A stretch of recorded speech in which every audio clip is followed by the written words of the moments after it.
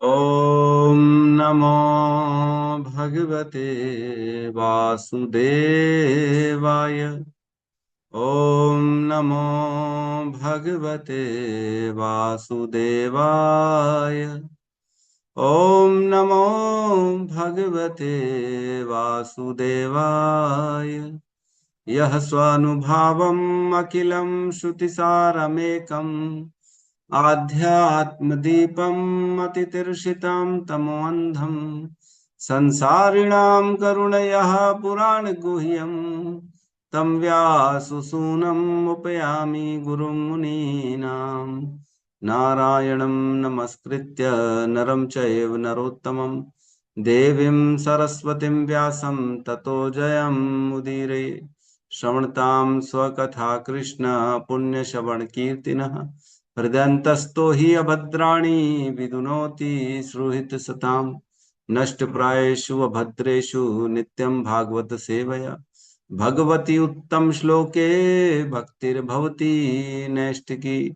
श्रवणतः श्रद्धया नित्यं गृणतश्च स्वचेष्टितम् कालेन नातिदीर्घेण भगवान् विशते हृदि। कृष्णाय वासुदेवाय देवकी नंदनाय च नंद गोप कुमाराय गोविंदाय नमो नमः। नमः पंकज नाभाय नमः पंकज मालिने नमः पंकज नेत्राय नमस्ते पंकजांग्रिये। जय श्री कृष्ण चैतन्य प्रभु नित्यानंद श्री अद्वैत गदाधर श्रीवासादि गौर भक्त वृंद। हरे कृष्णा कृष्णा कृष्णा हरे हरे हरे राम राम राम हरे हरे। हरे कृष्णा कृष्णा कृष्णा हरे हरे हरे राम राम राम हरे हरे। हरे कृष्णा कृष्णा कृष्णा हरे हरे हरे राम राम राम हरे हरे।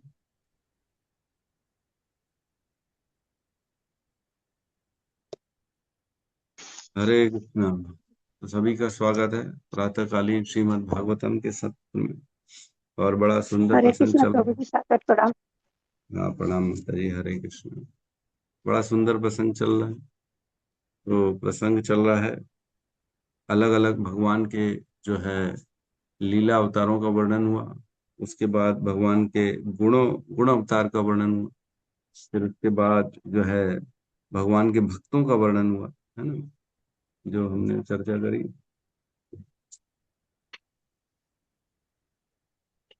श्लोक क्रमांक 2.7.41 तक मेरे ख्याल से भगवान के अवतारों का वर्णन हुआ, है ना। 40 तक समस्त भगवान के अवतारों का वर्णन हुआ। फिर 41 तक हुआ और 42 से 46 तक भक्तों का वर्णन हुआ, है ना। और 47 जो हमने कल पढ़ा था, इसमें जो ब्रह्म की अवस्था तक पहुंचता उसका वर्णन हुआ, है ना। तो जो है इस प्रकार ये प्रसंग चल रहा है ना। कौन किसको सुना रहा है प्रसंग, ये मालूम है ना। ये सब कौन किसको सुना रहा है, कौन बताएगा। हाँ? ये सब वर्णन कौन कर रहा है और कौन सुन रहा है। नारद जी। ब्रह्मा जी कर रहे हैं, नारद सुन ब्रह्मा रहे हैं। जी नारद जी को सुना रहे। हाँ, ठीक है ठीक है। मैं वही भूल न जाना क्या चल रहा है याद रखना जरूरी है। कौन किसको सुना रहा है। तो नारद जी ने जब प्रश्न किया था, अनेक सारे प्रश्न किया, नारद जी ने बोला था, क्या आप एक मकड़ी के समान खुद ही इसको सृजन करते और खुद ही इसको खत्म भी कर देते। क्या आप स्वयं जो है सब अकेले स्वतंत्र बिना किसी की मदद के ये सब काम करते हैं, सृष्टि कर लेते हैं। हमको तो कोई दिखता नहीं, लेकिन आप तपस्या करते हो तो हमें शक होता है कि कोई आपसे भी सीनियर है। इस प्रकार से प्रश्न पूछे थे काफी सारे नारद जी ने। तब फिर ब्रह्मा जी ने बड़ा प्रसन्न हुए, बोले वाह, तुमने बहुत अच्छा प्रश्न पूछा है। अब मैं तुम्हारे प्रश्न के कारण भगवान में और अपना चित्त लगा के तुम्हें जो है सारे उत्तर दूंगा। तो भगवान के बारे में बताते ब्रह्मा, हाँ, तुम गलत नहीं सोच रहे। लोग ऐसे ही सोचते, जिनको उच्चतर ज्ञान नहीं है वो मुझे ही भगवान समझते हैं, मेरी ही, उनको ऐसा लगता है मैंने ही सृष्टि करी है। तो ये कहीं भी पूरी तरह से गलत नहीं है। लेकिन सच बात तो यह है कि मैं पूरी सृष्टि नहीं करता हूँ, है ना। मैं तो भगवान के द्वारा जो है नियुक्त होता हूँ, और नियुक्त होने के बाद हम अपना अपना काम करते हैं, है ना। तो बड़ा सुंदर एक श्लोक आता था, बड़ा सुंदर श्लोक आया पिछले अध्याय में। ब्रह्मा जी कहते हैं, सृज्यामि तन्नियुक्तो अहम, मैंने अभी रील भी बना के डाली थी उसकी। सृज्यामि तन्नि नियुक्तो अहम हरो हरति तद वशम विश्वम पुरुषेण परिपाति त्रिशक्ति धृक। मैं सृज्यामि तन्नियुक्तो अहम, मेरी नियुक्ति करते हैं, मैं नियुक्त होके सृजन करता हूँ। सृज्यामि तन नियुक्तो अहम, मेरी नियुक्ति जब होती तब मैं सृजन करता हूँ सृष्टि का। हरो हरति तद वशम, और हर जो है शिव जी वो संहार का काम करते हैं। हरति तद वशम, वो भी उनके वश में रहते हुए करते हैं, हम लोग इंडिपेंडेंट नहीं करते हैं। और क्या है, विश्वम पुरुषेण परिपाति, और जो स्वयं भगवान है, जो विश्व के पूरे पुरुष हैं, वो विश्व पुरुष मीन्स एक विष्णु का रूप धारण करते हैं, वो परिपाति पालन करते हैं, वो त्रिशक्ति धृक, तीनों शक्तियों को वही धारण करते हैं। इस प्रकार ब्रह्मा जी ने एक एक एक करके बताया कि मैं शिव, और जो है कोई भी हम लोग स्वतंत्र नहीं है, हम भगवान की माया के द्वारा वशीभूत हैं, और माया के अनुसार जो जो जितना सामर्थ्य होता है विश्व को देखने का, वो वैसा वैसा विश्व को देखता है। फिर भगवान के तत्वों का वर्णन किया, बोले मैं यद्यपि तत्व को तो नहीं जानता हूँ, लेकिन फिर भी जो है जो लोग जानते हैं वो उनका वर्णन ऐसा ऐसा, तो 10 तत्वों के बारे में भगवान का वर्णन हुआ। फिर बड़ा सुंदर श्लोक आया 2.7.42, जिसमें कहते हैं भगवान की माया को कौन पार कर पा जाता है ना, पार करता है, भगवान उस पर विशेष दया दिखाते हैं, है ना। ये शाम सएश भगवान दयदेद अनंत, भगवान जिस पर अपनी दया दिखाते हैं, अनंत भगवान जो है किस पे दिखाते हैं, सर्वात्मना श्रित पदो यदि निर्वलीकम, जिसने सभी तरीके से भगवान पर अपने आप को जो है सरेंडर कर दिया है, और वो भी निर्व्यलीकम, बिना कपट के। ये कंडीशंस बताई थी, 2 कंडीशन, सर्वात्मना श्रित पतो यदि निर्व्यलीकम, इस तरह से अगर कोई करता है तो ते दुस्तराम अतितरंति च देव मायाम, वो ही केवल जो ये दुस्तर माया है देव मायाम अतितरंति, इसको पार कर जाता है। ते दुस्तराम अतितरंति च देव मायाम, वो पार कर जाता है ना। नैशाम ममाहम इति धीह श्रवशा श्रृगाल भक्षो, और ऐसे लोगों की धी बुद्धि कैसी रहती है, जो अहम ममेति ये वाली धी नहीं रहती, ऐसी बुद्धि नहीं रहती, उनको शरीर के प्रति कोई आसक्ति नहीं रहती है। और क्योंकि ये शरीर तो श्र मीन्स कुत्ते, और श्रृगाल मीन्स सियारों के द्वारा खाने वाला चीज है, ये भक्षण हो जाएगा, ये शरीर तो उनके द्वारा खत्म हो जाएगा। इस शरीर के प्रति उनकी धी मति ऐसी नहीं रहती है, वो सदा सदा अपनी मति भगवान में लगाते हैं, और हमेशा भगवान पे शरणागत हो जाते हैं। तो इस प्रकार फिर हमने चर्चा करी थी। अब फिर कल जो 2 दिन हमने श्लोक लिया 47, उसमें कहते हैं परम ब्रह्म के रूप में जिनकी अनुभूति की जाती है, वे शोक रहित असीम आनंद से युक्त हैं। तो परम ब्रह्म, एक होता है ब्रह्म और एक होता है परम ब्रह्म, है ना। तो ब्रह्म किसे कहते हैं, मैंने बताया था भगवत गीता के 8वें अध्याय में यही प्रश्न पूछा गया था अर्जुन के द्वारा भगवान कृष्ण से, ब्रह्म क्या है, आध्यात्म क्या है ना, और आदि भूत क्या है, और मरने वाले व्यक्ति की क्या गति होती है ना। इस तरह से 8 प्रश्न पूछे गए थे उनसे। तो ब्रह्म का जो भगवान ने उत्तर दिया था वो ये है, जो शाश्वत है, जो अनवरत रहने वाला है, उसे ब्रह्म कहते हैं। तो एक होता है ब्रह्म और एक होता है परम ब्रह्म, है ना। तो एक ब्रह्म तो हम भी हैं, आत्मा भी ब्रह्म है, उसमें कोई भेद नहीं, वो भी शाश्वत है, उसको भी कुछ होता नहीं, बदलती नहीं, सदा सदा रहती है। और परम ब्रह्म, सबसे ऊपर ब्रह्म कौन है, भगवान। अच्छा, परम ब्रह्म भी जो है वो भगवान ब्रह्म के रूप में, जिस भगवान जो ज्योति प्रकट करते उसे परम ब्रह्म कहते हैं, परम ब्रह्म। तो ऐसे परम ब्रह्म की जो प्राप्ति कर लेता है, उसके जीवन में क्या आता है, असीम आनंद आ जाता है, उसके यहाँ बड़ा अजस्त्र सुखम विशोकम, अब उसके जीवन में ऐसा सुख आता है जो अनवरत चलने वाला है, और उसके जीवन में किसी भी प्रकार का कोई शोक नहीं रह जाता, है ना, हमने पढ़ा था। तस्मात् शुद्धम ब्रह्म सौख्यम तु अनंतम, उसका जीवन शुद्ध हो जाता है, और ब्रह्म सौख्यम, ब्रह्म का सुख प्राप्त करता है, और ऐसा सुख जो अनवरत चलने वाला है, अनंतम, है ना। ऋषभ देव बताते हैं 5वें स्कंद में, यह निश्चय ही परम भोक्ता श्री भगवान की अनंतिम अवस्था है। तो जो सुख मिलता है वो बड़ा बहुत ज्यादा अनंतिम अवस्था तक पहुंचाता है। वे शाश्वत रूप से सारे विघ्नों से रहित तथा निर्भय हैं। वे पदार्थ नहीं अपितु परिपूर्ण चेतना है। अब ब्रह्म की बात चल रही कि ब्रह्म क्या है। ब्रह्म चेतना है, वो पदार्थ नहीं है जो इस संसार के शब्दों से जिसका हम चर्चा करते हैं। वे संदूषण मुक्त हैं, भेद रहित हैं और समस्त कारणों तथा कार्यों के आदि कारण हैं, जिनमें सकाम कर्मों के लिए न तो यज्ञ करना होता है और न जिनके सामने माया ठहरती। माया का हमने पढ़ा था, विलज्ज मानयः, भगवान के सामने ठहरती नहीं है, वो लज्जित हो जाती है। क्यों? क्योंकि वो भगवान के भक्तों को भगवान से दूर करती है ना। इस तरह माया के बारे में हमने पढ़ा। और जो है भगवान के ब्रह्म, तो इस पिछले श्लोक में, कल वाले श्लोक में हमने ये पता किया, ये बात करी, जो ब्रह्म को प्राप्त करता है वो अनवरत सुख को प्राप्त कर लेता है। वो उसको अत्यंत ब्रह्म सौख्यम, ऐसा सुख मिलता है जो अनवरत चलने वाला, सुखी हो जाता है। वो अंतरात्मा से सुखी हो जाता है, उसको किसी भी प्रकार का कोई शोक नहीं होता है ना। ब्रह्म भूत प्रसन्नात्मा न शोचती न कांक्षति, समम सर्वेषु भूतेषु मद भक्ति लभते पराम। जो इस अवस्था में आता है, ब्रह्म भूत प्रसन्न आत्मा, जो ब्रह्म का सुख जिसको प्राप्त हो जाता है, जो प्रसन्न रहता है सदा, न शोचती न कांक्षती, न कभी शोक करता है, न कभी आकांक्षाएं रखता है, कोई इच्छा नहीं रहती अब उसके अंदर। ये स्टेज आना बड़ा दुस्तर है, इतना इजी नहीं है ब्रह्म का सुख प्राप्त करना, अपने आप को शुद्ध करना, बहुत ज्यादा तपस्या करनी पड़ती है, इतना इजी नहीं है। तो लेकिन हो जाता है ब्रह्म का साक्षात्कार। पता नहीं कैसे होता होगा, हमको तो कभी हुआ नहीं। हम्म। लेकिन भक्त लोग इसके लिए प्रयास नहीं करते, है ना। भक्तों का ये एजेंडा नहीं रहता कि हम ब्रह्म का साक्षात्कार करें और हम ब्रह्म की प्राप्ति करें। भक्तों के लिए ये नहीं। भक्त तो भगवान की भक्ति करते, साधन भक्ति करते हैं और उसी में प्रसन्न रहते हैं, है ना। तो यहाँ क्या कह रहे हैं, ब्रह्मभूत प्रसन्न आत्मा न शोचती न कांक्षती, वो कभी शोक नहीं करता, कभी आकांक्षा, उसके अंदर कोई इच्छा नहीं रहती, जिसने भी ब्रह्म के सुख को प्राप्त कर लिया।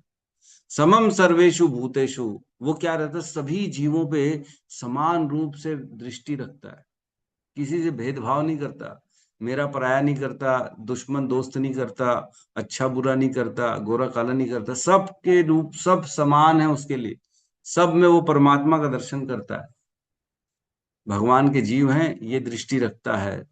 ऐसी स्थिति के बाद ही तो मद भक्ति लभते परम, उसके बाद भगवान की परम भक्ति की प्राप्ति होती है उसको। इतना आसान नहीं भगवान की भक्ति को प्राप्त करना। तो इस प्रकार ब्रह्म में जो प्राप्त हो चुका है, उसे अब इस संसार से कुछ भी लेना देना नहीं है। क्या उसको कुछ चाहिए संसार से? क्या सुखी व्यक्ति जो होता है वो और अभिलाषा करता है? सपोज करो किसी का पेट भरा है ना, एकदम फुल पेट भरा है, उसके बाद हम आपको और दें, लो प्रभु थोड़ा सा दाल चावल खा लो, तो खाएंगे? नहीं खाएंगे। अरे प्रभु पेट भरा है, प्रभु कैसा करो, मेरे को नहीं चाहिए प्रभु। क्यों नहीं चाहिए? क्योंकि पेट भरा है। तो जो अनवरत ऐसा सुख मिल गया है, ब्रह्म के आनंद को प्राप्त कर लिया है, तो उसके बाद उसको किस चीज के लिए प्रयास करेगा? वो करेगा क्या? और सुख होने के लिए प्रयास, और सुखी के लिए, क्योंकि उसका तो पेट भरा है ऑलरेडी, उसके पास सबसे बड़ा सुख आ गया है, वो सुख जो कभी खत्म ना होने वाला है। तो फिर वो छोटे मोटे सुखों के लिए प्रयास ही क्यों करेगा? नहीं करेगा, है ना। तो इसी का वर्णन अब इस अगले वाले श्लोक में होगा कि जो ब्रह्म सुख में आ चुका है, वो अब इस संसार में और ज्यादा प्रयास नहीं करता सुख होने के लिए, सुखी होने के लिए, क्योंकि उसके पास तो ऐसा सुख है जो इस संसार से अधिक श्रेष्ठ है, और इस संसार में है ही नहीं वो सुख। तो ये छोटे मोटे सुखों की क्या बात करेगा, है कि नहीं। तो इस प्रकार अब इस श्लोक में वर्णन आएगा, देखते हैं, सुनते हैं, समझते हैं।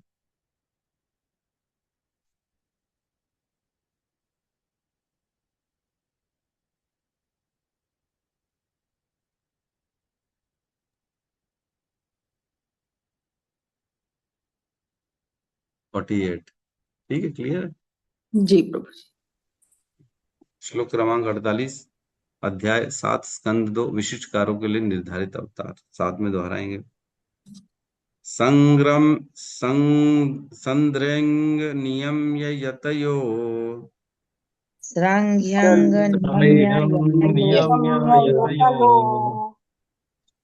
संध्रयंग, वैसे संध्रयक है लेकिन ना नियम्य साथ में आ जाता है ना, तो क को काट दिया जाता है ना, संध्रयक को नियंग संद्रयंग नियम यतयो आ जाएगा, है ना। संद्रयंग नियम यतयो तंद्रियं नियम्य यतयो यतयो यम कर्त हेतिम यमकर्तहेतिं युहु स्वराडिव निपान जहयो जहाडीव निपान अनित्रम इंद्रः स्वराट्रम्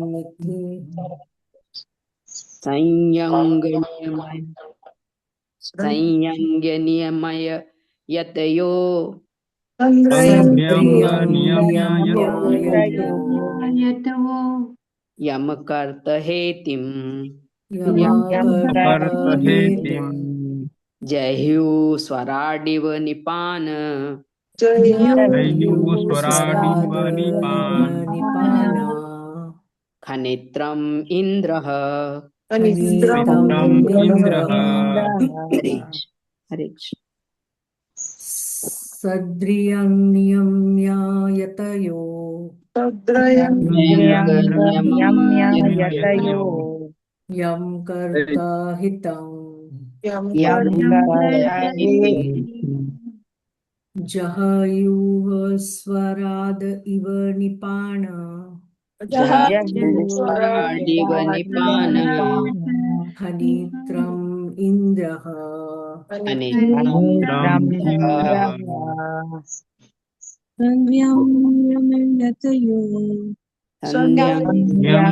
नियम्य यतयो यमकर्तहेतिं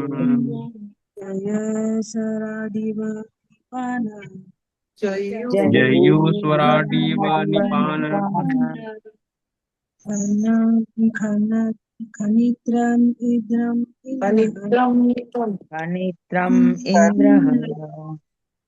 सध्यं नियम्य यतयो तंद्र्यं नियम्य यतयो यं कर्तहेतिं यमकर्तहेतिं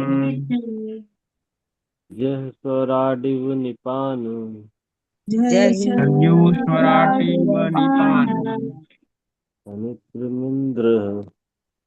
इन्द्रः धन्यवाद। ऐसी दिव्य अवस्था में ना तो कृत्रिम रीति से मन को वश में करने की, ना ही मानसिक तर्क या ध्यान करने की आवश्यकता रहती है, जैसा कि ज्ञानियों तथा योगियों द्वारा किया जाता है। मनुष्य ऐसी विधियों को उसी प्रकार त्याग देता है जिस प्रकार स्वर्ग का राजा इंद्र कुआं खोदने का कष्ट नहीं उठाता। ओम अज्ञानतिमिरन्धस्य ज्ञानाञ्जनशलाकया चक्षुरुन्मिलितं येन तस्मै श्रीगुरुवे नमः। श्रीचैतन्यमनोभीष्टं स्थापितं येन भूतले स्वयं रूपः कदा मह्यं ददाति स्वपदान्तिकं। वन्देऽहं श्रीगुरु श्रीयुतपदकमलं श्रीगुरून् वैष्णवंश्च श्रीरूपं सागरजातं सहगण रघुनाथान्वितं तं सजीवं साद्वैतं सावधूतं परिजन सहितं कृष्ण चैतन्य देवं श्री राधा कृष्ण पादान् सहगण ललिता श्री विशाखान्वितांश्च। हे कृष्ण करुणा सिंधु दीनबंधु जगतपते गोपेश गोपिका कांता राधा कांत नमस्तुते। तप्त कांचन गौरांगी राधे वृंदावनेश्वरी वृषभानुसुते देवी प्रणमामि हरिप्रिये। वाञ्छाकल्पतरोभश्च कृपा सिन्धुभ्यैव च पतितानां पावनेभ्यो वैष्णवेभ्यो नमो नमः। नमो विष्णुपादाय कृष्णपृष्ठाय भूतले श्रीमते भक्तिवेदांत स्वामी इति नामिने। नमस्ते सारस्वती देवे गौरवाणी प्रचारिणे निर्विशेष शून्यवादी पाश्चात्य देशतारिणे। जय श्री कृष्ण चैतन्य प्रभु नित्यानंद श्री अद्वैत गदाधर श्रीवासादि गौर भक्त वृंद। हरे कृष्णा कृष्णा कृष्णा हरे हरे हरे राम राम राम हरे हरे, हरे कृष्णा। तो ये श्लोक पढ़ के थोड़ा थोड़ा अधूरा फील होता है कि ये श्लोक अधूरा लग रहा है कि नहीं। छोटा श्लोक ऐसा लग रहा है, बट नहीं, ये पूरा ही है ना। संद्र संद्रयंग नियम यतयो यम कर्त हेतिम जहुवु स्वराडि इव निपान खनित्रम इंद्रः। मतलब संद्रयंग नियम यतयो, संद्रयंग मीन्स बाहरी, बाह्य रूप से जो जो कंट्रोल करने की प्रयास करते हैं ना, बाह्य रूप से, कृत्रिम आर्टिफिशियल तरीके से जो व्यक्ति कंट्रोल करने का प्रयास करता है, कृत्रिम तरीका है ना, आर्टिफिशियल, बाह्य रूप से है ना, मन को कंट्रोल करने का जो प्रयास करता है। नियम मीन्स कंट्रोल करना, बाह्य रूप से, मन अंदर से मन चंचल है, हम सब जान रहे हैं। मन किसी की बात नहीं मानता, कितनी भी स्टेज में पहुंच जाए, मन बड़ा जो है चंचल है, वो कभी भी हमारे वश में नहीं आता, बड़ा मुश्किल है। अर्जुन भी कहते हैं ना भगवान को, भगवान मैं वायु को तो कंट्रोल कर सकता हूँ लेकिन मन को कंट्रोल नहीं कर पा रहा हूँ। फिर भगवान बताते उसको, नहीं नहीं, अभ्यास कर और वैराग्य कर, इससे मन भी कंट्रोल हो जाएगा, ऐसी बात नहीं। तो बाह्य तरीके से व्यक्ति मन को कंट्रोल कैसे करता है? जैसे मन की इच्छा है कुछ देखने की या कुछ खाने की, है ना, तो हम क्या करते हैं, उन दृश्यों को अपनी आंखों से बंद कर देते, देखना ही नहीं है भैया।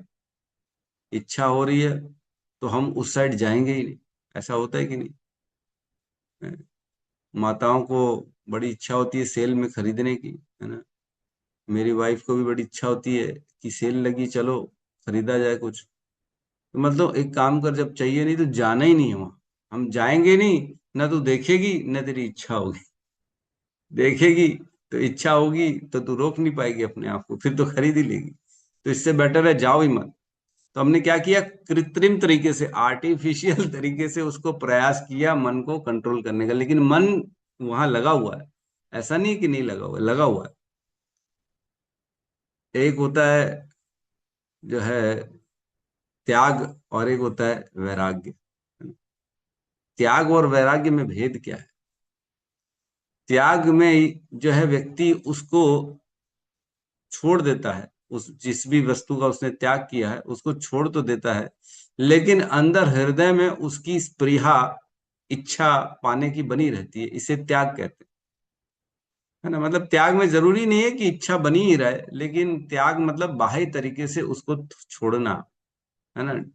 लेकिन वैराग्य में वह वस्तु सामने आ भी जाएगी तो भी उसकी इच्छा नहीं रहेगी। ऐसा नहीं है कि पाने की इच्छा आ गई तो ठीक, नहीं आई तो ठीक। जैसे कार्तिक मास में सपोज करो किसी ने मीठा छोड़ दिया, है ना, मैं नहीं छोड़ा था इसलिए मैं एग्जाम्पल अच्छा दे रहा हूँ, मतलब अपना एग्जाम्पल दे रहा हूँ। मीठा छोड़ दिया सपोज करो किसी ने, तो उसने क्या किया, त्याग किया। मीठा आ तो रहा है सामने, मिठाई पड़ी है, इच्छा हो रही है, लेकिन क्योंकि उसने संकल्प लिया है इसलिए उसको ग्रहण नहीं करेगा। तो वो बाह्य तरीके से उसने उसका जो है कंट्रोल करने का प्रयास किया मन को, कि नहीं नहीं, हमने अभी संकल्प लिया, इसको हम खा नहीं सकते, इसलिए तुम इसको अभी फिलहाल छोड़ो, लेकिन मन की इच्छा बनी हुई है। और वैराग्य में क्या होगा, मिठाई आएगी चाहे नहीं आए, दोनों ही स्थिति में समान रूप से है, मिला तो ठीक, नहीं मिला तो ठीक, लेकिन इच्छा नहीं। नो इट्स ओके, मतलब सही है कि नहीं है? ठीक है, सही है ना। मन को जो है व्यक्ति जो है बड़ा मुश्किल से कंट्रोल करता है, लेकिन जैसे जैसे कंट्रोल करता है बाह्य तरीके से, धीरे धीरे वो अभ्यस्त होता है, फिर कुछ टाइम बाद वो आपके कंट्रोल में आता है, इतनी जल्दी नहीं आता मन कंट्रोल में। तो यहाँ कह रहे हैं संद्रयंग नियम यतयो, है ना, जैसे बाहरी तरीके से त्याग किया, बाहर से बाहरी तरीके से मन को प्रयास किया, छोड़ो, नहीं खाना है, नहीं देखना है, नहीं सुनना है, ये बाहरी तरीके से उसको कंट्रोल करने का प्रयास किया, है ना। यतयो, यतयो मीन्स, तो ऐसी दिव्य अवस्था में योगी जन, जो योगी जन होते हैं वो यही काम करते हैं, सब छोड़ छाड़ के बाहर चले जाते, न रहेंगे इधर पे, न हमारा मन लगेगा कहीं पे, है ना, हम चले जाएंगे हिमालय में, एकांत में रहेंगे, न देखेंगे तो ना इच्छा बनेगी। तो योगी जन इस प्रकार का कृत्रिम प्रयास करते हैं अपने मन को कंट्रोल करने के लिए। ऐसी दिव्य अवस्था में क्या करें, यम कर्त हेतिम। तो ऐसी अवस्था में जाने के बाद बाह्य तरीके से कंट्रोल करने की आवश्यकता नहीं पड़ती है ना। यम कर्त हेतिम मीन्स जब व्यक्ति आध्यात्मिक क्रियाओं के द्वारा, जिसने ब्रह्म की, सपोज करो, ये एक्चुअल में श्लोक का पिछले श्लोक से लिंक ये है कि जिसने ब्रह्म की सुख का प्राप्त कर लिया है, अब वह जब आंतरिक उसको जो है आनंद प्राप्त हो चुका है, तो अब वो बाह्य रूप से मन को कंट्रोल करने की आवश्यकता उसको नहीं पड़ती है। क्यों? क्योंकि उसने अंदर ही सुख प्राप्त कर लिया। यम कर्त हेतिम मीन्स जब आध्यात्मिक तरीके से उसने भगवान के सुख का अनुभव कर लिया है, तो अब बाह्य तरीके उससे उसको मन को कंट्रोल करने की आवश्यकता नहीं पड़ जाती है।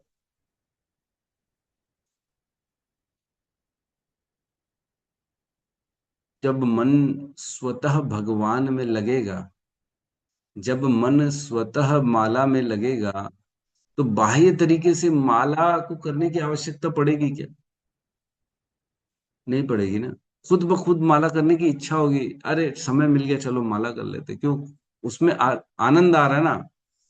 तो मन तो आनंद ही खोज रहा है चारों तरफ, जहां सुख मिलता है मन को वहां चला जाता है, इंद्रियों को भी साथ में ले जाता है। ऐसा नहीं है कि मन अकेला है, मन की टीम है। मन के जो है ना खास मित्र हैं पांच, जो हमारी पांच इंद्रियां हैं, वो मन जहां इशारा करते हैं ना वो वहां चली जाती है। जैसे एक बॉस होता है, उसके पांच एकदम बॉडीगार्ड है, वो जो बॉस बोलेगा वो पांच करेंगे। तो वैसी मन बॉस है और उसकी पांच इंद्रियां हैं। आंखें देखने का काम करेंगी, जीवा टेस्ट करने का काम करेंगी, कान सुनने का काम करेंगे, त्वचा स्पर्श का काम करेंगी, नाक सूंघने का काम करेंगे। तो इनका बॉस है मन। मन को जहां मजा आएगा, मन बोलेगा अरे उस दिन अपन ने खाया था ना, बहुत बड़ा आनंद आ गया था, आम का मैंगो शेक पिया था, चलो अब वहां पे चले के मैंगो शेक पिए। तो मन अपनी पुरानी जो पास्ट, जो उसकी हिस्ट्री है, उसके सुख और दुख के अनुसार नई नई इच्छा करता है और इंद्रियों को कमांड करता है कि इसके प्रति आकृष्ट हो जाओ, उसके प्रति आकृष्ट हो जाओ। लेकिन जब व्यक्ति को अंतर से ऐसा आनंद आ जाएगा जो भौतिक इंद्रियों के परे है, तो मन फिर कहीं और नहीं लगता। मन बाहर के विधि विधान, यज्ञ और अनुष्ठानों को व्यक्ति त्याग देता है, क्योंकि मन तो उसका उसमें जाएगा ही नहीं ना। आज जहां मन जाता है वहीं तो हम जाते हैं, है कि नहीं? मन शॉपिंग में लगता है तो व्यक्ति शॉपिंग करने जाता है। मन खाने पीने की इच्छा करता है तो व्यक्ति रेस्टोरेंट जाता है, होटल जाता है। मन वादियां देखने की इच्छा करता है तो व्यक्ति टूर बना के बाहर घूमने चले जाता है। तो एक्चुअल में उसको मिलता क्या है? वापस आता तो कुछ नहीं मिलता, हाथ में तो कुछ नहीं आया। बस मन की चंचलता थी कुछ काल के लिए, और उस चंचलता को शांत करने के लिए व्यक्ति चला जाता। आजकल बड़ा निकल गया, फॉरेन ट्रिप जाना है भैया हमको, यहाँ जाना है वहां जाना है। फॉरेन जाने का बड़ा, दुबई जाना है, बैंकॉक जाना है, यहाँ जाना है। तो ये क्या है? मन की चंचलता है और कुछ नहीं। जब वहां से आएंगे तो क्या हाथ लेके आएंगे? कुछ मिलेगा क्या? कुछ नहीं मिलता। केवल कुछ काल के लिए मन को प्रसन्न करने के लिए बाहर गए, मन ने देखा, अब आ गए, अब मन फिर अब नई स्पृहा करेगा, नई इच्छा करेगा, ओ अब तो मेरे को ये चाहिए, तुमने वो तो दे दिया, अब मेरे को ये दिला दो। तो इस प्रकार मन सदा सदा नई नई वस्तुओं के प्रति आकर्षित होता रहता है, क्योंकि मन को किसी भी चीज में सुख, परमानेंट सुख नहीं मिलता। इसलिए वो बार बार डिमांड बनाता रहता है। लेकिन जब भगवान के ब्रह्म का सुख उससे प्राप्त हो जाता है, तब वो ऐसा सुख है जो अनवरत चलने वाला है, उससे बड़ा सुख मिलता ही नहीं किसी व्यक्ति को। तो वह सुख जब प्राप्त हो जाता है, तब जाके मन फिर अन्य कार्यों के प्रति विरक्त हो जाता है, वैराग्य आ जाता है मन का इस भौतिक संसार में। क्यों? क्योंकि मन को वहां मजा आ रहा है, जहां मजा आ रहा है बच्चे को, उसको वहां से निकालना बड़ा मुश्किल होता है कि नहीं? वहीं रहेगा बच्चा, गार्डन में जहाँ झूले वूले रहते हैं बच्चा वहीं रहेगा, उसको वहीं मजा आ रहा है। क्यों? घर में आएगा, पढ़ाई करेगा, बोलेगा नहीं नहीं मम्मा मैं वहीं रहूंगा, स्वतः जाएगा वो, स्वतः।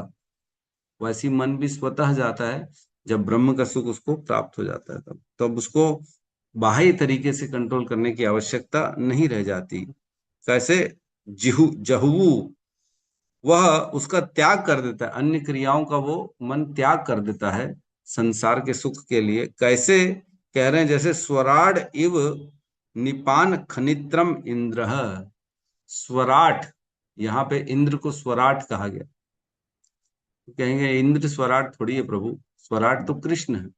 हाँ, कृष्ण ही स्वराट है। जन्माद यस्य तो अन्वयाति तरश्च अर्थेषु अभिज्ञ स्वराट, कृष्ण को ही स्वराट कहते हैं। लेकिन यहाँ पे स्वराट की दृष्टि ऐसी है कि खनित्रम, खनित्रम निपान, निपान मीन्स कुआं और खनित्रम मीन्स खोदना। इंद्र पानी के विषय में, जब व्यक्ति को कुआं कब खोदा जाता है? जब प्यास लगती, पानी की जरूरत होती, तब कुआं खोदा जाता है। तो यहाँ कह रहे हैं कि इंद्र जैसे कुएं के लिए प्रयास नहीं करता है, पानी के मामले में इंद्र स्वयं स्वराट है। वर्षा कराने का काम इंद्र का होता है कि नहीं? हमने तो पढ़ा ही अभी भगवान की गोवर्धन लीला में इंद्र ने क्या किया था, हैं? कौन से संवर्तक बादल को भेजा था, संवर्तक, जो कि इतना बड़ा बड़ा एक एक पानी का बूंद जो होता है, एक एक बाल्टी के बराबर वो एक पानी का बूंद छोड़ते हैं वो बादल। ऐसे बादलों को जब प्रलय लाना होता है ना, तब यूज किया जाता है। तब ये सब कंट्रोल किसके है? इंद्र के इशारे से ये सारी पानी हो रही, बारिश हो रही है। तो क्या वो कुआं खोदेगा? वो एग्जाम्पल भी कैसा दे रहे हैं। क्या इंद्र को जरूरत है कुआं खोदने की पानी के लिए? उसी प्रकार मन जब ब्रह्म में लग जाता है तो उसको इस संसार में सुख के लिए कोई भी अभ्यास करने की जरूरत नहीं पड़ती। बाह्य तरीके से उसको कंट्रोल करने की कोई आवश्यकता नहीं, क्योंकि स्वतः वो भगवान में चला जाएगा मन। जिस प्रकार इंद्र को बाह्य पानी की जरूरत नहीं पड़ती है, कुआं खोदने के लिए प्रयास नहीं करता वो। इंद्र कभी मेहनत नहीं करेगा कुआं खोदने के लिए, करेगा क्या? उसको जरूरत क्या है? उसके तो कंट्रोल में पूरा पूरा पानी, बारिश है, पूरा इस पृथ्वी के पूरे बादल उसके कंट्रोल में है, बारिश है। तो वो पानी जितना चाहे उसको मिल जाएगा, उसको एक कुआं खोदने के लिए मेहनत करने की आवश्यकता नहीं। कुआं खोदना और मेहनत करने के लिए कौन तत्पर रहेगा? जिसके पास पानी नहीं है वह अपना मेहनत करेगा, कुआं खोदेगा, क्योंकि उसे मालूम है कि मेरे को पानी का जुगाड़ करना है। गर्मी मौसम आएगा तब मैं पानी कहाँ से लाऊंगा? मेरे को पानी की आवश्यकता जो पड़ेगी उसके लिए मैं कुआं अभी से ही खोदता हूँ। मेहनत करता है वो, कुआं निकाल लेता है, कुआं खोदता है। तो कौन व्यक्ति सुख के लिए प्रयास करेगा? जिसके पास सुख नहीं है वो सुख के लिए प्रयास करेगा। लेकिन जिसके पास अपार सुख है, जिसके पास ब्रह्म का सुख है, वो कौन से सुख के लिए प्रयास करेगा? छोटे मोटे सुख के लिए प्रयास करेगा? नहीं। देखो कंपैरिजन भी कितना बड़ा कंपैरिजन है। जो ब्रह्म का सुख है वो इंद्र के पास जैसे जो वर्षा, जो पानी है उसके बराबर है। और जो बाह्य सुख है, सांसारिक सुख है, वो कैसा है? एक कुएं के पानी के बराबर। ये कंपैरिजन चल रहा है।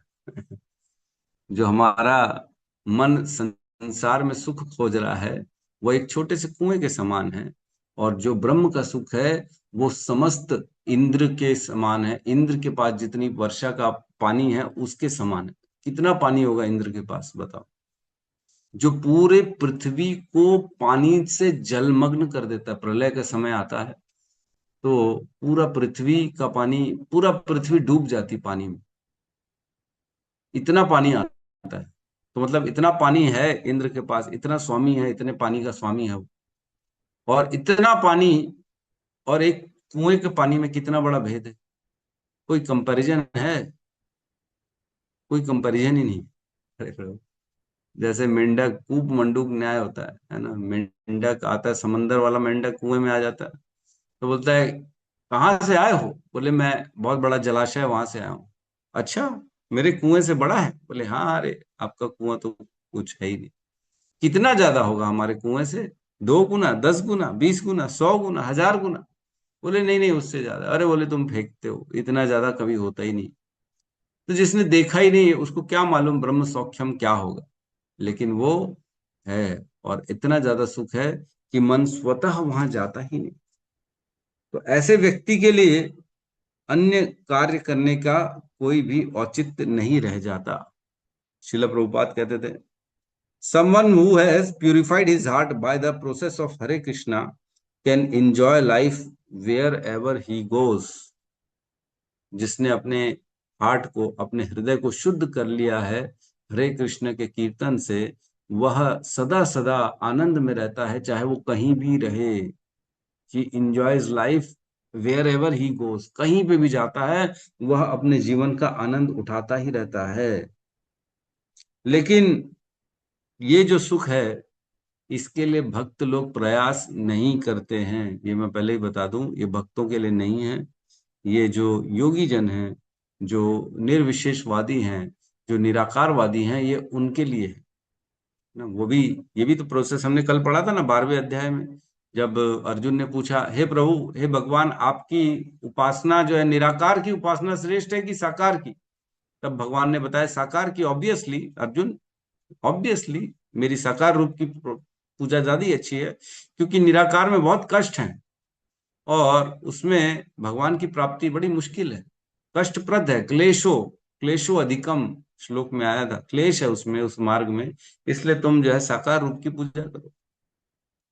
बट अब कुछ लोग हैं, क्या कर सकते हैं। तो भक्त जो हैं अपनी साधन भक्ति पे निर्भर करते हैं। भक्त सदा भगवान के नाम जप का, भगवान के कीर्तन का, भगवान की सेवा का आश्रय लेते हैं, नवदा भक्ति का, और उसके माध्यम से अपने हृदय को शुद्ध करते हैं और धीरे धीरे भगवान के सुख को प्राप्त करते हैं। भक्त इस ब्रह्म सौख्यम के लिए प्रयास नहीं करता है, वह तो भगवान का डायरेक्ट साक्षात्कार करता है और भगवान से प्रेम करता है, जैसे एक व्यक्ति दूसरे व्यक्ति से प्रेम करता है। भगवान उनके साथ वही आदान प्रदान करते हैं जिस रस में हम भगवान के साथ प्रेम करते हैं। 12 रस हैं मुख्य, जिसमें से 5 रस बताए गए।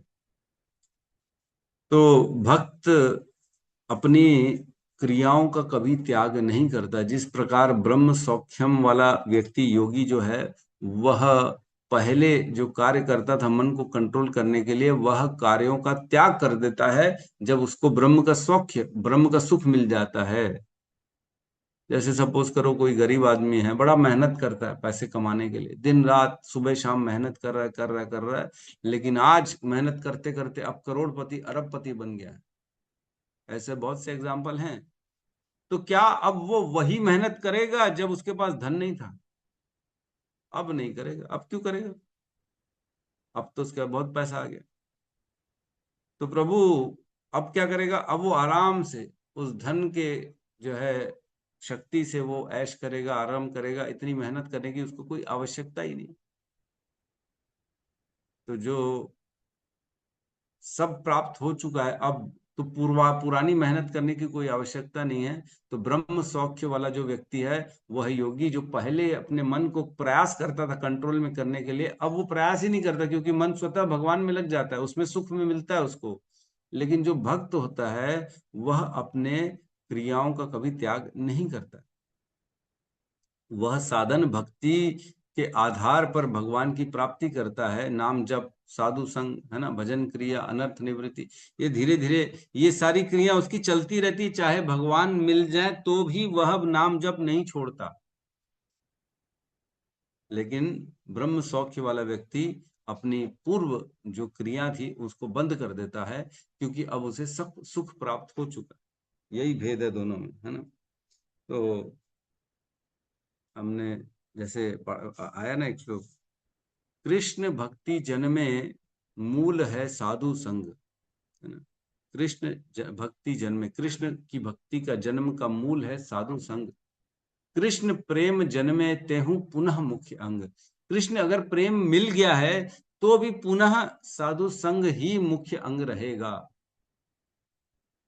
ऐसा नहीं कि छोड़ देंगे आप साधु संग, अब तो कृष्ण प्रेम मिल गया ना, अब क्या जरूरत है साधु संग करने की। तो कह रहे हैं नहीं नहीं, जो भक्ति का मार्ग है, इसमें त्याग नहीं होता। इसमें जो साधन होता है उसको सदा के लिए किया जाता है। नाम जप भी चलता रहेगा, साधु संग भी चलता जाएगा, कीर्तन स्मरण ये सब चलता रहेगा।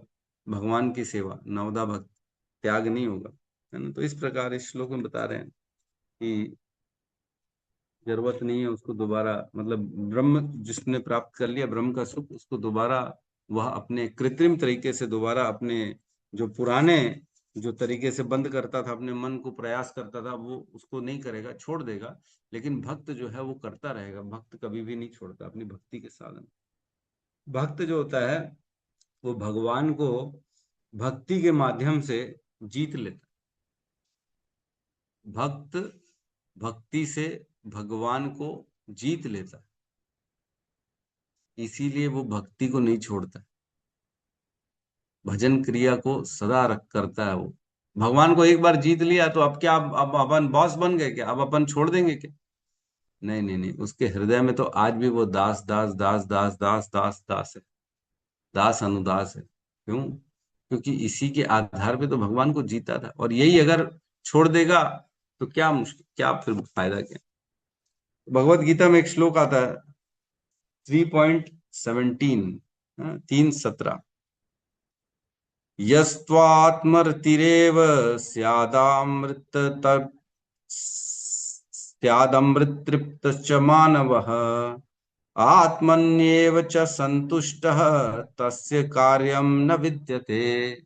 कह रहे हैं आत्म अन्येव च संतुष्टः तस्य कार्यम न विद्यते, जो आत्म संतुष्ट हो चुका है अब उसके लिए अन्य कोई कार्य नहीं बचता है। आत्मन्येव च संतुष्टः तस्य कार्यम न विद्यते। किंतु जो व्यक्ति आत्मा में आनंद लेता है तथा जिसका जीवन आत्म साक्षात्कार युक्त है और जो अपने में पूर्णतः संतुष्ट रहता है, उसके लिए कुछ करणीय कर्तव्य नहीं होता। जिसको ब्रह्म सुख प्राप्त हो गया है अब वो अन्य कोई कार्य नहीं करेगा, अब वो पूर्ण रूप से सबको त्याग कर देगा, अब कोई जरूरत ही नहीं उसको कार्य करने की। क्या जरूरत है, जॉब क्यों करेगा, वो करेगा जॉब या सब्जी खरीदने जाएगा? सब्जी खरीद क्यों जाएगा सब्जी? और पड़ा रहेगा, उसको मालूम है भगवान मेरे पास भेज देंगे, खुद ब खुद स्वतः सब काम आ जाएगा। एक बार की बात है, अकबर और बीरबल जाते हैं, है ना। ये ऐसी एक एग्जाम्पल है, कोई कथा नहीं है, ये ऐसे ही बता रहे हैं। तो बीरबल जो होता है, या अकबर बीरबल को छोड़ो, कोई भी राजा और उसका मंत्री है, राजा और मंत्री जाए गए जंगल में भ्रमण करने, तो बेचारे फंस गए जंगल में, वापस निकलने का रास्ता नहीं मिल रहा है। समय निकलता जा रहा है, समय निकलता जा रहा है। अब राजा को भूख लगी, मंत्री को भी भूख लगी, लेकिन मंत्री जो है रोज जपा करता था, है ना। खाना खाने के पहले बोलता था मेरे को रोज 16 माला करूंगा तब खाना खाऊंगा। तो अब भूख लगी, भटक गए बेचारे। तो अब मंत्री ने क्या बोला, मैं तो अपनी माला चालू करूं, क्या मतलब इधर उधर दिमाग लगाने का, मेरी जो 16 माला है उसको करना बैठ जाता हूँ। तो मंत्री बोलता है राजा, मैं तो ये पेड़ के नीचे बैठा हूँ 16 माला करने, अब आप देख लेना मेरी, क्योंकि मेरा रोज का रूटीन है, मैं माला करता ही हूँ, माला किए बगैर तो मैं वैसे भी अन्न ग्रहण नहीं करता। तो राजा बोला अरे ढूंढते हैं, थोड़ा सा प्रयास तो करें निकलने का, कैसे क्या है, किसी से मदद मांगते हैं। तो बोले नहीं, मेरा समय हो गया, अब मेरे को जपा करना पड़ेगा, मेरा समय निश्चित है भगवान की सेवा करने का। अरे तो बोले क्या भगवान तुम्हारे को जो है व्यवस्था करेंगे क्या, मेहनत तो तुम करोगे ना? बोले हो गई अब जितनी मेहनत, लेकिन अब समय मेरा जपा का हो गया, अब मैं जपा करूंगा और कुछ नहीं कर सकता मैं। तो राजा बोले ठीक है तुम जपा करो अपना, मैं प्रयास करता हूँ ढूंढने का। तो वो बैठ गया मंत्री पेड़ के नीचे और जपा करने लग गया। जपा करने में 2-3 घंटे तो लग ही जाते हैं। तब राजा ने बोला चलो मैं प्रयास करता हूँ कुछ भोजन की व्यवस्था करने का। तो राजा ने ढूंढा आसपास, एक कुटिया दिखी, है ना, साधु की। साधु की कुटिया में गया, बढ़िया राजू साधु ने देखा, अरे ये तो हमारे राजा हैं, स्वागत किया उनका, बिठाया। राजा बोला मैं बहुत भूखा हूँ, प्रधान, तो उनको कुछ खिलाया पिलाया। राजा जैसे ही निकल रहे थे बाहर, तब राजा को याद आया अरे मेरा मंत्री तो बेचारा भूखा बैठा है। तब साधु से बोला अरे साधु जी कुछ पैक कर दो मेरे मंत्री के लिए, वो भी भूखा है बेचारा। बोले ठीक है, बढ़िया सुंदर सुंदर पकवान पैक कर दिए। राजा जब तक वापस आया मंत्री के 16 माला हो गए। जैसे ही मंत्री उठा, सामने राजा को देखा, राजा को बोला, अरे राजा जी क्या हुआ? तो राजा बोला, अरे देखा, मैंने मेहनत करी तुम्हारे लिए, जो है देखो, मैंने साधु की कुटिया से खाना भी लेके आया। तुम क्या किए? तुमने कुछ किया? खाली जपा कर रहे हो। बोले, जपा कर रहे हो? तुम्हारे क्या भगवान ने तुम्हारे लिए कुछ किया? क्या किया भगवान ने? मैं गया, देखो मैं लेके आया तुम्हारे लिए, मैं हूं तुम्हारा असली रक्षक, मैं हूं असली तुम्हारा वेल विशर। तो मंत्री ने बोला, नहीं नहीं राजा, ऐसा कुछ नहीं है, आप नहीं है, ये तो भगवान ही है जो करता है। तो राजा ने बोला, भगवान ने क्या किया? लाया तो मैं तुम्हारे लिए भोजन, भगवान ने लाया क्या भोजन? तो मंत्री ने कहा, देखो भगवान ने ही आपके हृदय में इच्छा जागृत कर दी कि मेरा भक्त बेचारा नाम जप कर रहा है, उसके लिए जाके भोजन लेके। देखो मैं बैठे बैठे, यहाँ बैठे बैठे सोचो भगवान के स्मरण में था, तो भगवान ने सारी व्यवस्था मेरे लिए कर दी, और यहाँ पे भी मेरे सामने भोजन लेके। आपको तो फिर भी ढूंढने जाना पड़ा, आपने तो प्रयास किया, लेकिन मैंने तो कुछ प्रयास ही नहीं किया, मैं तो भगवान के नाम के जप में था। भगवान ने मेरे लिए फिर मेहनत करी, और भगवान ने आपके माध्यम से मेरे को भोजन भेज दिया। तो इस प्रकार जो भक्त होता है, वो सदा भगवान के प्रति शरणागत रहता है। वो कभी भी ये नहीं सोचता कि जो है मेरे प्रयासों से जो है मेरे जीवन में सुख आ रहा है, या फिर मेरे जो है इस इसके माध्यम से या अन्यों के माध्यम से मेरे जीवन में सुख आ रहा है। वो सदा सदा हर सुख और दुख के लिए भगवान पर निर्भर है। जो सुख आ रहा है वो भगवान के कारण आ रहा है, और जो दुख आ रहा है वो मेरे कर्मों के कारण आ रहा है। वो यही सोचता है भक्त। तो भक्त इसलिए इन सब चीजों से परे होता है, वह कृत्रिम तरीके से मन को कंट्रोल करने की प्रयास में नहीं रहता। तो एक श्लोक आता है, 10-14-3, है ना, 10वें स्कंद के 14वें अध्याय का तीसरा श्लोक है। इसमें कहते हैं, जो लोग अपने प्रतिष्ठित सामाजिक पदों पर रहते हुए ज्ञान विधि का तिरस्कार करते हैं, और मन वचन और कर्मों से आपके तथा आपके कार्यकलापों के गुणगान के प्रति सम्मान व्यक्त करते हैं, और आप तथा आपके द्वारा उच्चारित इन कथाओं में अपने जीवन निछावर कर देते हैं, वो निश्चित रूप से आपको जीत लेते हैं, अन्यथा आप तीनों लोकों में किसी के द्वारा भी अजेय हैं। है ना? तो ब्रह्मा जी भगवान कृष्ण को प्रार्थना कर रहे हैं कि आप भक्तों के द्वारा जीते जाते हो। जीतना समझ रहे हैं? किसी के ऊपर स्वामित्व, किसी के स्वामी बन जाते हैं, जीत गया है। अब आपने अगर कोई जीता, सपोज करो हमारे रोनिन पर नंदन प्रभु ने लॉटरी जीती, है ना, ₹1,00,000 की लॉटरी थी, ₹1,00,000 की लॉटरी जीत गई, तो अब ₹1,00,000 का आप क्या उपयोग करोगे, ये किसी और पर निर्भर करता है कि आप पर निर्भर। आप ही को उसका देखना पड़ेगा। अरे मैं जीता, अब इसका उपयोग मैं जो चाहूं वो कर सकता हूं, अब कोई मुझे टोकने वाला नहीं है, क्योंकि मैं इसका स्वामी बन चुका हूं। वैसे ही यहाँ पे ब्रह्मा जी कह रहे हैं कि हे भगवान, जिसने मन वचन और कर्मों से अपने सारे कार्यकलाप और गुण आपके प्रति निछावर कर दिए हैं, और सदा सदा वो आपके गुणगान के प्रति अपने आप को निछावर कर दिया है, तो वह आपको जीत लेता है, अन्यथा आपको तो कोई जीत ही नहीं सकता। भगवान को भक्त जीत लेता है। भक्त भगवान का, चैतन्य महाप्रभु कहते थे, श्रीवास, हे श्रीवास, तुम्हारे मैं तुम्हारे गांव का कुत्ता भी मुझे प्रिय है, तुम्हारे गांव का कुत्ता भी मुझे प्रिय है, क्योंकि तुम मुझे जीत चुके हो। तुम चाहो तो मुझे कहीं जाके बेच भी सकते हो। ऐसा बोलते, तुम बेच सकते हो मेरे को, क्यों? क्योंकि तुमने मुझे जीत लिया। भगवान को भक्त जीत लेता है, और भगवान फिर भक्त की सेवा करता है, भगवान भक्त के प्रति सब काम करता है। इसीलिए तो भगवान आसानी से भक्ति देते नहीं है ना, क्योंकि फिर उनको आना पड़ेगा सेवा करने के लिए, देखने के लिए, क्योंकि भक्त तो अब भगवान के प्रति पूर्ण रूप से समर्पित हो गया। वो ना खाएगा, ना पिएगा, ना कुछ कार्य करेगा, हर चीज पे भगवान पर निर्भर है। तो भगवान की, अब भगवान को उसकी सारी व्यवस्था करनी पड़ती है। वो खा रहा है, नहीं खा रहा है, पी रहा है, नहीं पी रहा है, क्या हो रहा है उसके जीवन में, सब चीजों की व्यवस्था भगवान करते हैं ना। तो एक भोंदू करके था, भक्त था भगवान का, जगन्नाथ जी का भोंदू। तो भोंदू जो था बड़ा आलसी था, उससे जो है श्रम होता ही नहीं था, मेहनत होती ही नहीं थी। लेकिन उसकी इच्छा बड़ी थी कि मैं जगन्नाथ जी का दर्शन करूं।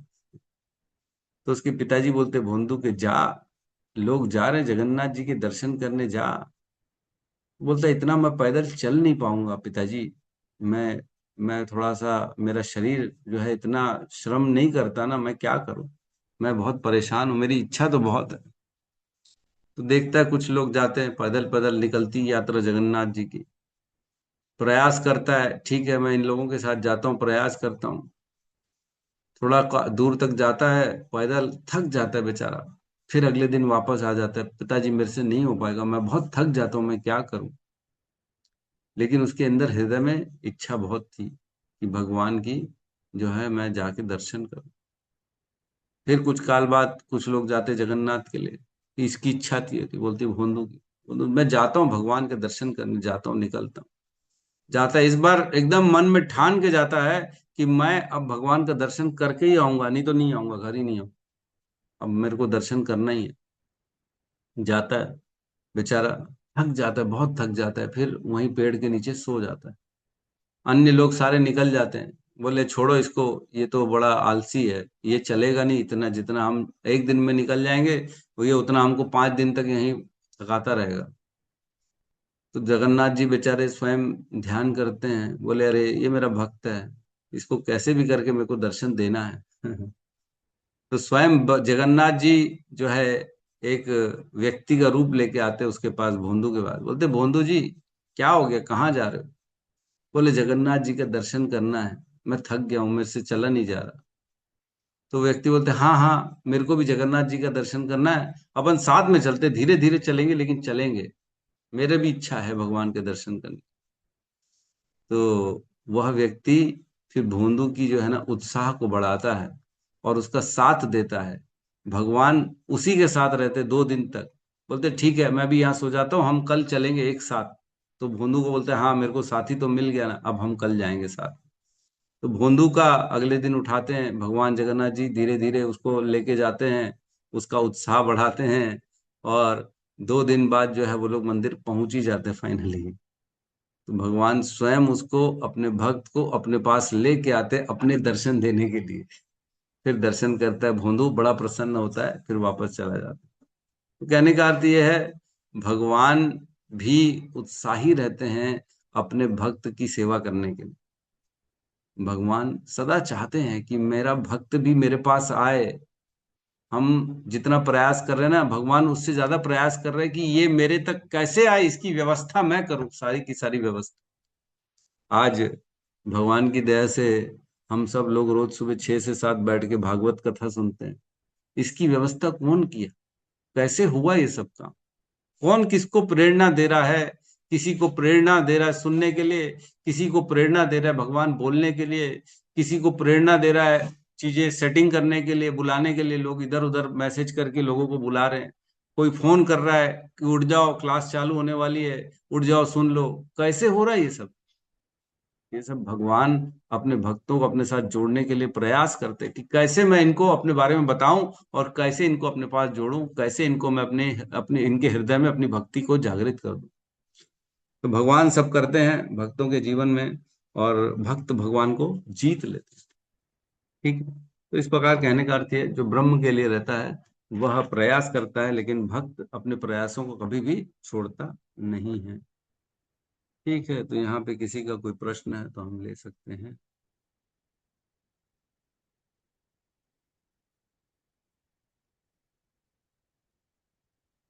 यस, रोहिणी नंदन प्रभु कहिए। हरे कृष्ण जी, दंडवत प्रणाम। प्रभु राम जी, राम। यहाँ पे इस श्लोक में क्यों जो ब्रह्म और भक्त के बारे में चर्चा हुई है, तो जैसे आपने बताया कि जो ब्रह्म को प्राप्त करता है वो अनवरत सुख प्राप्त करता है करके। तो ब्रह्म एक तो भगवान का तेज भी होता है, जिसको हम जैसे ब्रह्म में जो लीन हो जाना बोलते हैं।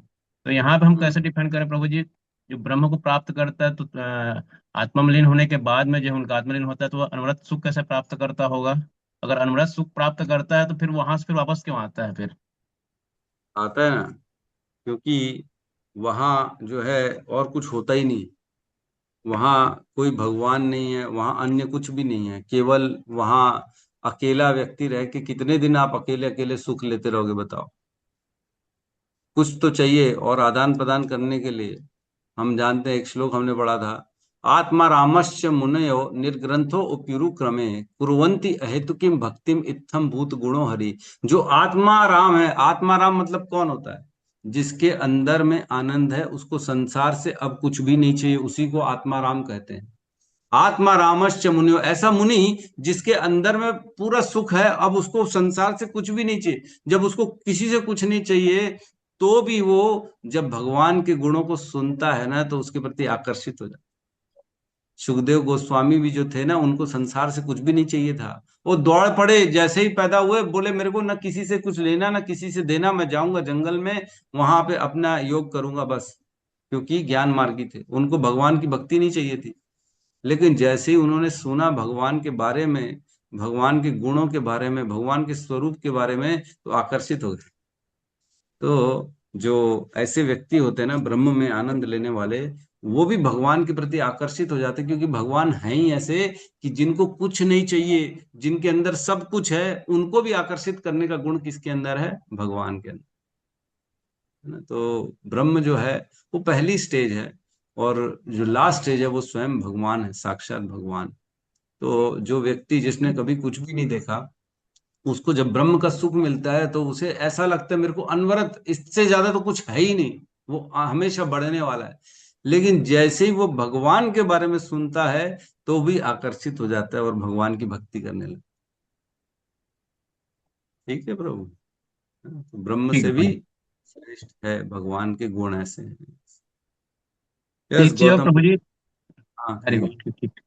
बोले बोले बोले। एक चीज और प्रभु जी, ऐसी मन में आता है, जैसे जैसे हम सपोज करो भगवत धाम जाते हैं, हमको सेवा, जैसे हमारा तो नित्य सेवक का जो भूमिका रहती है, समझिए हम ना, हम दासी हैं, भगवान का सेवा करना चाहते हैं। तो प्रभु जी जैसे वहां पे भगवान, जैसे भगवान गोलोक धाम में सपोज करो जाते भी हैं, तो वहां पे हम जैसे वहां पे तो करोड़ों करोड़ों लोग रहते होंगे, सबको तो सबको ऐसे कैसे किस टाइप का सेवा मिलता होगा प्रभु जी? थोड़ा सा मतलब ऐसी अलग टाइप का क्वेश्चन है ये, मतलब उस टाइप कैसे रहते होंगे वहां पे, क्या रूप रहता होगा? जैसे अब सपोज करो जो ज्ञानी है समझिए, तो वहां पे वो क्या करता होगा? जैसे हमको तो बहुत ज्यादा कुछ ये नहीं आता, जैसे किसी को भगवान के लिए यहाँ पे किसी को खाना बनाने का शौक है, किसी को कुछ पढ़ने का शौक है, किसी को कुछ करने का शौक है, तो वहां पे किस फॉर्म में आते होंगे प्रभु जी? किस फॉर्म में रहते होंगे जो व्यक्ति जो जाता है वहां पे? देखो, ये कहा गया हमारे आचार्यों के द्वारा, हर जीवात्मा का एक परमानेंट वहां पे ना रोल है। भगवत धाम में, गोलोक वृंदावन धाम में, उसका एक निश्चित संबंध है भगवान के साथ, हर जीवात्मा का। और वो निश्चित संबंध में जब वह अपने संबंध को ज्ञान होता है, उस संबंध के बाद उस कार्य में लगता है, और वही कार्य जाके फिर गोलोक वृंदावन धाम में करता है। जैसे हम बड़ा आसान और बड़ा अच्छा एग्जाम्पल हमारे सामने है कि हिज ग्रेस जो है, इंद्र प्रभु थे, जो वृंदावन में मंदिर में थे, जिन्होंने 24 घंटे वहां पे नाम संकीर्तन किया, और बड़े निष्ठा से भगवान की सेवा करते थे, है ना, बहुत सेवा करते थे। तो उनकी ड्यूटी थी रोज रात को जो है भगवान का शयन कराना, और सुबेरे उठ के, डेली सुबेरे मंगल आरती के पहले वो डीटी में प्रवेश करते थे, और डीटी को उठाना उनका काम था। रोज रात को भगवान को दूध पिलाते थे वो, रोज रात को। तो जब उनके शरीर छोड़ने के कुछ दिन पहले ना, उनको ये सपने आने लगे। उन्होंने बताया था किसी को, मैंने किसी कथा में सुना, उन्होंने बोला था कि मेरे को सपने आ रहे हैं कि राधा रानी कह रही हैं कि तुम्हारी सेवा जो है ना, इससे बड़े प्रसन्न है कृष्ण। तुम रोज दूध पिलाते हो भगवान को, इससे उनको बड़ी प्रसन्नता मिल रही है। अब तुम आ जाओ, तुम्हारे पे, तुम्हारे यहीं पे हम तुम्हें बुला रहे हैं, अब वापस तुम यहाँ पे आ जाओ। तो बोले इस तरह के मेरे को सपने आ रहे हैं राधा रानी के। और उसके कुछ ही दिन बाद जो है उन्होंने शरीर छोड़ दिया। आपको मालूम होगा, वृंदावन में मंदिर के कैंपस में उनका कमरा था। उस कमरे में अंदर उन्होंने पूरा इतना सात्विक रखा था, पूरा मंदिर की दीवारें गोबर से लिपी हुई थी उनकी, उनके रूम में जो भगवान का पिक्चर था। और उसी कमरे में गलती से आग लग गई, और वो आग में उनका शरीर जल गया। और जब सुबह देखा गया कि सुबह आए नहीं वो, काफी देर हो गई, भगवान की ड्यूटीज का समय जो होता है उस समय खुला नहीं, तो लोगों ने उनके रूम में गए, देखे, कि उनके रूम को तो पूरा जल गया, पूरा रूम धुआं धुआं निकल रहा है। और जब देखा उनका शरीर, तो वो प्रणाम मुद्रा में, भगवान के प्रति प्रणाम मुद्रा में उनका शरीर जल चुका था, है ना। इस प्रकार से उन्होंने अपने शरीर को छोड़ा था। तो कहने का अर्थ ये है कि व्यक्ति को ना बाद में जैसे भक्ति में उन्नति करता है, तो उसको भगवान का संबंध पता पड़ जाता है कि मेरे को भगवान का संबंध मेरा क्या है, और उस संबंध में फिर जाके वो सेवा करता है। तो ये जैसे जैसे हमारी डेवलपमेंट होगा भक्ति का, तब हमें ये ज्ञान हो जाए। ठीक है। धन्यवाद प्रभु। यस, गौतम बुद्ध प्रभु। हरे कृष्ण प्रभु जी, धन्यवाद प्रणाम। प्रभु जी, जैसे तात्पर्य में यहाँ पे लिखा है कि उनको श्री भगवान का वास्तविक स्वभाव और कार्यकलाप जानने के लिए मतलब वो कल्पना करते हैं, मतलब वो जैसे ब्रह्म सक्षम है, मतलब उनको भगवान के रूप के बारे में पता नहीं है, तो शायद इसीलिए कल्पना करते हैं कि प्रभु जी, मतलब इस प्रकार से। और भक्त को तो ऑलरेडी जरूरत नहीं है क्योंकि भगवान के उनको स्वरूप का पता हुआ है। तो इसका जो पूरा लाइन है ना, वो इस प्रकार लिखा है, इस प्रकार जो वास्तव में भगवान की प्रेममयी सेवा में लगे हुए हैं, मतलब भक्ति लोग जो भक्ति योग का फॉलो कर रहे हैं, जो प्रभुपाद के नियमों को फॉलो कर रहे हैं, उनकी बात चल रही है। उन्हें जीवन का परम लक्ष्य प्राप्त हो चुका है। उनको मालूम है मेरा जीवन का परम लक्ष्य क्या है, भगवान कृष्ण की सेवा करना, यही लक्ष्य है मेरा, है ना, ये मालूम हो गया उनको। अतः उनके लिए श्री भगवान का वास्तविक स्वभाव जानने या उनके कार्यकलापों को जानने के लिए कल्पना करने की आवश्यकता नहीं रह जाती। तो हमको ये चिंतन करने की क्या जरूरत है कि भगवान का स्वरूप क्या है ना, भगवान कैसे कार्य को करते हैं, ये हमारे को आपको जरूरत है कि आप तो शास्त्र पढ़ रहे हो, सुन रहे हो, समझ रहे हो, भगवान कैसे अघासुर को मार दिया, भगवान ने कैसे वृत्तासुर को मार दिया, कैसे यशोदा के साथ भगवान आदान प्रदान करते हैं, कैसे राधा रानी के साथ अपने गोप बालों के साथ वो आदान प्रदान करते हैं, ये आपको मालूम है। तो इसके लिए आप चिंतन क्यों करोगे? आप क्या अकेले में बैठ के चिंतन करोगे कि भगवान जो भगवान का स्वरूप है, सपोज करो जो ब्रह्म भी भगवान का स्वरूप है ना, तो ब्रह्म के लिए अगर कोई चिंतन कर रहा है, तो वो तो मानसिक चिंतन करेगा ना, ब्रह्म कैसे कार्य करता है, ब्रह्म में क्या होता है, ब्रह्म की शक्तियों से कैसे संसार चल रहा है, वो बैठ के चिंतन ही करता रहेगा, लेकिन उसको वास्तविकता पता नहीं पड़ पाएगी। लेकिन जो भगवान का भक्त है, उसे सारी वास्तविकता पता पड़ जाती है, केवल गुरु के आश्रय में रह के उसको सब गुरु जी बता देते। लोग तो यहां तक ब्रह्म वाले परेशान है कि भगवान कौन है उनको ये नहीं मालूम है, चिंतन में लगे हुए हैं। एक बार किसी ने इंटरव्यू लिया था शीला प्रभुपाद से, तो शीला प्रभुपाद ने उनसे पूछा, डू यू नो गॉड? तो उन्होंने बोला, we don't know God but we know about God. उन्होंने क्या बोला था, हम भगवान को नहीं जानते हैं, लेकिन हम भगवान के बारे में जानते हैं। तो भगवान के बारे में क्या जानते हैं कि भगवान की शक्ति से संसार चल रहा है, भगवान एक अलौकिक शक्ति है, भगवान हर जगह प्रवेश करते हैं, भगवान परमात्मा के रूप में सबको संचार करते हैं, लेकिन भगवान है कौन इनका ज्ञान ही नहीं। तो वो बैठ के चिंतन कर रहे बेचारे, सोच रहे भगवान है कौन, उनको पता ही नहीं पड़ रहा। तो ये सब करने की जरूरत नहीं है। जो भक्त हैं उनको बड़ी आसानी से केवल भगवान के बारे में अपने गुरुदेव से, शास्त्रों से सुन के उनको पता पड़ जाता है कि भगवान कौन है, कैसे कार्य करते हैं, भगवान क्या करते हैं क्या नहीं करते, सब आसानी से पता पड़ जाता है। ठीक है प्रभु। हाँ प्रभु। ठीक है। यस, शर्मा प्रभु जी कहिए। हाँ, शशांक दत्त प्रभु जी, आज तो आज तो मेरे लायक बात आप कह दिया कि भोंदू आलसी का भी गुजारा है लगता है जी। तो मैं समझ रहा था कि मेरा नहीं कहीं गुजारा है, लेकिन लगता है कि आशा बन गई। भोंदू आलसी ऐसा और आपके लिए नहीं है प्रभु, आप क्षमा करना, ऐसा आपके लिए हमने बिल्कुल नहीं तो। ये है, आप पहले थे लेकिन अब आलसी हो गए हैं, लेकिन काम चल रहा है। तो प्रभु जी लास्ट आप लोग बता दिया जाता है साहब, अभी जो बोला गया था लास्ट में, सामाजिक पद प्रतिष्ठा पर रहने के बावजूद भी जो लोग रहते हैं, वो श्लोक नंबर बता दिया है प्रभु जी। ये सब जो बोलते हम कभी कभी निकाल कर खोजते हैं, देखते हैं। कौन लास्ट सा? में बोले भगवत गीता का? ना, भागवत का अच्छा बोले अच्छा, हैं अभी ना अच्छा, आत्मा रामस्य मुनियो वाला, ओके ओके। एक लास्ट 7-10 जी 7 1.7.10, 1-7-10 यही है। हाँ जो पद प्रतिष्ठा पाता है सामाजिक, और इसके बाद भगवत भक्ति में लगा रहता है, बोले थे। जो जो अपने अंदर ही आनंद जिसने प्राप्त कर लिया है, जिसको संसार से कुछ भी नहीं चाहिए, वो भी भगवान के प्रति आकर्षित हो जाता है, ये वाला ना। नहीं प्रभु जी ये नहीं कहे, बोले पद प्रतिष्ठा वाला व्यक्ति जो प्राप्त कर लेता है उसके बाद भी इसमें लगा रहता है, उसके बारे में लास्ट में सबसे बोले हैं वही। हाँ प्रभु, तो ये आप नहीं बोल रहे थे कि जो यहाँ पे सब कुछ मतलब ऐसा नहीं है कि भगवान मिल गए तो फिर वो उनको भूल जाते हैं, छोड़ देते हैं। जो भक्ति कर रहे हैं वो यहाँ भी कर रहे हैं, बाद में भी करेंगे। जैसे कि हाँ किसी को अगर धन मिल गया तो ऐसा बाद में तो वो छोड़ देते हैं कि अब क्यों करेंगे वो मेहनत। हाँ लेकिन पद जो हाँ, भक्त होते हैं वो बाद में भी करते हैं, वही वाला पूछ रहे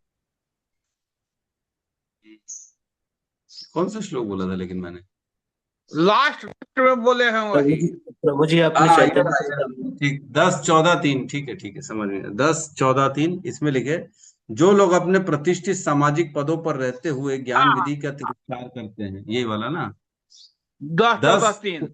10-10-14-3, यस यस। ठीक ठीक, साष्टांग दंडवत प्रभु जी, साष्टांग दंडवत। चलिए आलसी के लिए भी है करा।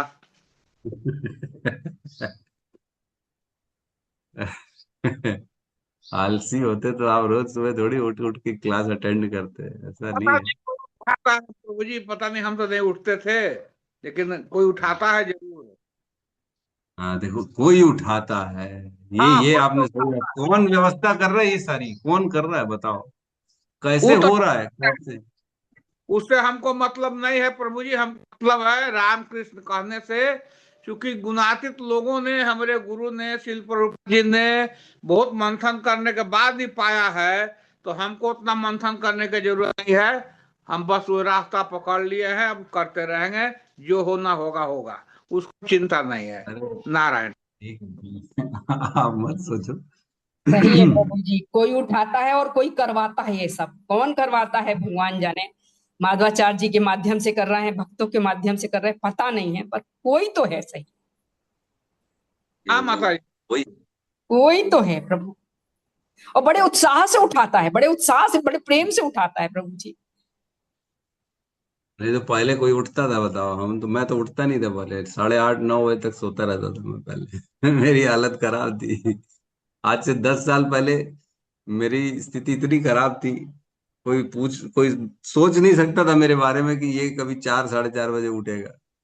मैं खाना पीना अपने प्रति, अपने खाली शरीर के प्रति इतना ज्यादा केंद्रित था कि मेरे को अपने शरीर को ठीक रखना है, अपने लुक्स को, अपने व्यापार को, अपने परिवार को, खाली यही सब देखता था और कुछ नहीं देखता था। बाकी पता नहीं कैसे बदलाव आ गया, भगवान जाने। आज भी हमारे जो मेरे साथ में पढ़े लिखे दोस्त यार हैं, वो तो उनके बीच में यही टॉपिक चलता है कि ये ऐसा हो कैसे गया। उनको तो आज तक समझ में नहीं आता कि इतना बदलाव कैसे किसी के अंदर आ सकता है, मतलब इतना बदलाव। आप क्या बताऊं प्रभु मैं जी मैं आप खुद। प्रभु जी आप में बदलाव आना जरूरी था, नहीं तो हम सब कैसे बदलते। भगवान ने सोचा कि ये इसमें है, अंदर है कुछ चीज, इसको मोड़ो, हाँ, इसकी दिशा हाँ, बदलो। सही कह रहे हैं। कुछ ना कुछ तो हाँ प्रभु खैर जी। कृपा है आप भगवान की। जी। आपकी दिशा बदली प्रभु जी, हम लोग की भी दिशा बदल गई। हाँ जी। यस यस यस, सबके लिए भगवान ने व्यवस्था करी है। लाख तो लाख धन्यवाद उस कृष्ण का प्रभु जी, लाख लाख धन्यवाद है जो आप जैसे, और हमें शाम को भी हमारी सेवा पद्मा माता जी जैसे शिक्षा गुरु दिए हैं। ये बहुत बड़ी कृपा है हम सब पे, बहुत बड़ी कृपा है। और आप जब बोलते हैं ना प्रभु जी, ये नहीं कहना आप में भी कहीं क्या बोले, अब हमने क्या दिखता है हम लोगों के आपके अंदर, तो हम ही लोग जानते हैं, हम ही लोग जानते अच्छा, जी माता जी।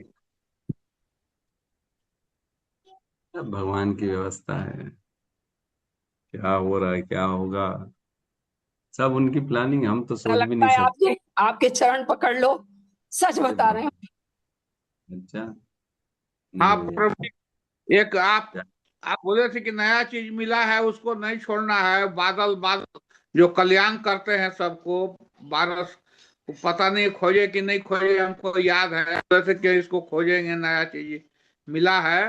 बादल बरसता है, सब कल्याण करता है, तो अपना भी कार्य कराते हुए सबको कल्याण के लिए तब बंद नहीं कीजिएगा, यह कहना है। जैसे बादल, आप ही कहे थे कि नया चीज खोजेंगे, इसको अब पढ़ेंगे। आप आपका हाथ हम लोगों के सिर बादल पे रहे प्रभु मिला जी, था। आपका हाथ हम लोगों के सिर पे रहे प्रभु जी।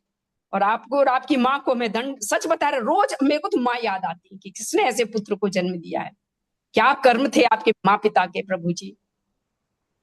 मेरे पिताजी के तो खैर, ये भक्ति मेरे को मेरे पिताजी के द्वारा ही मिली, जी मैंने प्रभु पहले जी जी। बताया। वो बहुत मेरे को सच में वो ना तो इतनी शिक्षा दी।